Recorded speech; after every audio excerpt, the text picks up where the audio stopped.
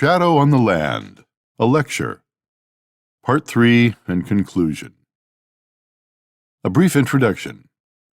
Once upon a time, there was a little girl who lived with her parents in a land far away from where her parents and her more remote ancestors were from. One parent was from Western Oregon, the other from the Puget Sound region of Washington State. Her paternal great-great-grandfather was a college professor of biology and ornithology, and an advocate of preserving that which is precious in the natural world. In 1968, he gave an address to students, colleagues, and to remote posterity. 1968 was a year of strife and disillusion in the United States, but also a year of preparatory redemption and challenging hope. The following is what the teacher said to his great-great-granddaughter over a half-century before she was born. Shadow on the Land, a lecture, Part 3 and conclusion. It is commonplace of all religious thought, even the most primitive, that the man seeking visions and insight must go apart from his fellows and live for a time in the wilderness. If he is of the proper sort, he will return with a message. It may not be a message from the God he set out to seek, but even if he has failed in that particular, he will have had a vision or seen a marvel, and these are always worth listening to and thinking about. Lauren Isley, The Immense Journey, Vintage Books. Conservationists are not only alarmed at the loss of wildlife, but fear the inequitable loss of the land itself. A case in point concerns a very unique area in Thurston County, just south of Olympia. This is the region known as the Mima Mounds. Originally, for many miles, the open country consisted of small, symmetrical, rolling mounds about 7 feet tall. These were carpeted with grass and the colorful prairie flowers of the season. In recent years, the highways, housing developments, and agricultural encroachments have destroyed this unique country until only a few hundred acres remain. In a strong effort to save some of this beautiful region, a few of these acres have been set aside, hopefully in perpetuity, for the enjoyment of future generations. But now, with the increased value of land and the spread of rural developments, it is doubtful that very much can be saved. The country has always intrigued those who observed it. On April 6, 1847, Paul Kane, in his published diary, The Wandering Artist, stopped, and as he said, "This evening we encamped in the Prairie des Buttes. This is remarkable for having innumerable round elevations, touching each other like so many hemispheres, of 10 or 12 yards in circumference, of 4 or 5 feet in height. I dug one of them open, but found nothing in it but loose stones, although I went 4 or 5 feet down. The whole surface is thickly covered with coarse grass. I traveled 22 miles through this extraordinary-looking prairie." Concerted efforts on the part of those who regret the passing of natural beauty should be made vigorously and immediately to save some of this vanishing prairie. Conservationists, recreationists, public officials, politicians, and educators should all strongly insist that this and many other disappearing resources should be saved for future generations. Today we look with dismay and alarm at the developments that threaten open space and agricultural land in King and Pierce counties. In 1954, King County had 154,000 acres of farmland. By 1965, this had been reduced to 55,000 acres. By 1985, 2 million more people are expected in the Puget Sound country. When that period arrives, no agricultural land will be left in Pierce County. The once thriving bulb industry in the Puyallup Valley is doomed and will die in a few years. The spread of industry and the purchase of agricultural land and the taxable value of the land for industry make agricultural use impossible. Since 1953, America has lost 17 million acres of farmland, and in the next 10 years will lose 27 million more. Freeways alone demand 50 acres per mile. There will be 41,000 miles of freeway in America in 5 years. All of these have eventuated in the face of a demand for an increase of 300% for recreational facilities in the next 20 years. Today, 4 nations in the world export food to other nations. These are Australia, United States of America, Canada, and Argentina.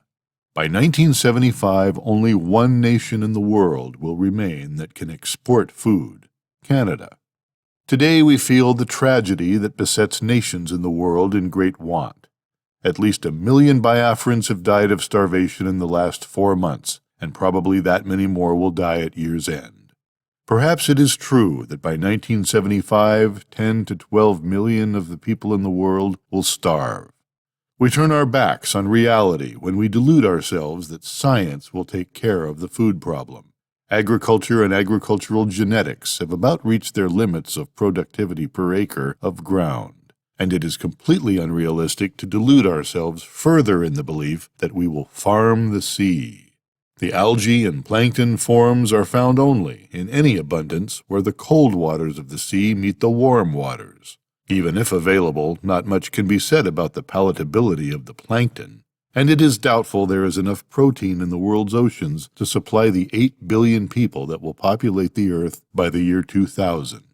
The ocean today produces only 1.5% of the world's protein consumption. This will have to increase by 45% by the year 2000, even if we begin to supply food for the world's population. The inevitable results of too many people in a country means pollution. Pollution of the air and pollution of the water. $500 million a year damage to agriculture from air pollution is the estimate recently made by the Department of Agriculture's Air Pollution Laboratory. In Los Angeles, 1,000 tons of exhaust gases and unburned gasoline vapor go into the air each weekday, from 3.5 million automobiles burning 7 million gallons of gasoline. In Chicago, 500,000 smokestacks expel 570,000 tons of sulfur dioxide and 142,000 tons of soot each year. Dr. John Chapman, professor of medicine at Texas Southwestern Medical School in Dallas and a member of the American Medical Association Council on Environmental and Public Health, was a member of a panel which discussed environmental health hazards at the Academy's 37th annual meeting. He compared the Earth to a closed-system spaceship and warned, "We have befouled and exploited a closed life system with a savagery that no primitive man would have dared to employ."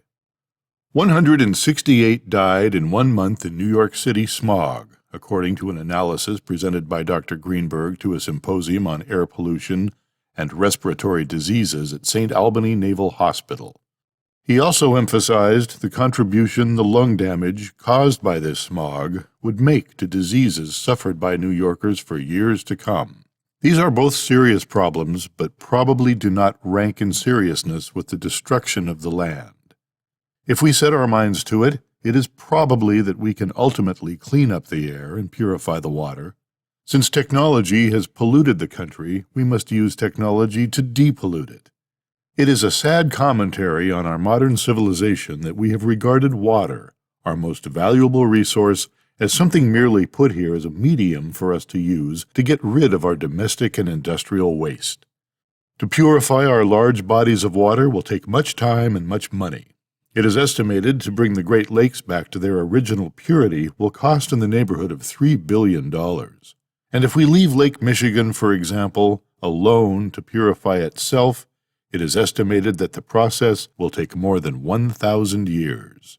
The most serious aspect of the water pollution problem might be, however, in the fact that man suffers from the illogical illusion that with all our scientific advances we need not regard the iron laws of nature. We build and throw away many synthetic materials in great quantities that almost entirely resist natural decay. The tin can eventually will rust away, but now comes the aluminum can, which may outlast the pyramids. Each year, the United States produces 48 billion cans plus 28 billion bottles and jars. This is above and beyond the immortal plastic container. The average American's annual output is 1,600 pounds of solid waste and is increasing by 4% a year. Disposal at the present time costs $3 billion a year. New York City daily dumps 400 million gallons of raw sewage into the Hudson River, and the city of Memphis, Tennessee, of approximately 500,000 population, dumps its entire sewage outlet into the Mississippi River system. There are no sewage disposal plants in use at the present time in the city of Memphis. It is a fact that the United States consumer doesn't consume, he merely uses containers. He may bury, burn, grind, or flush. Whatever the method, the material survives and technology is adding to the life of the container. Perhaps the container industry should switch its research in a direction to help discover package materials that decay rapidly. Perhaps the most perfect container ever invented is the ice cream cone. Someone has suggested, why not construct a pretzel that would hold the beer? And why not a popsicle with an edible stick? Today, 1/3 of the United States sewage systems are below minimal health standards. Treated sewage contains nitrates. These substances, when poured into lakes, over-fertilize the plants in the lakes, and the waters bloom, thus destroying the aesthetic and other uses of the lake. The nitrates taken into the human body can become toxic when acted upon by intestinal bacteria. These products hinder hemoglobin from transporting oxygen in the blood and to the tissues and can be a serious menace to health. But not only do waste products that we empty into our natural waters tend to destroy these water resources, we also liberate vast quantities of chemical pesticides to destroy weeds and objectionable insects. These pesticides eventually make their way into our rivers, ponds, and lakes. When the pesticide enters the lake or stream, it also enters into the plankton that is found in the water.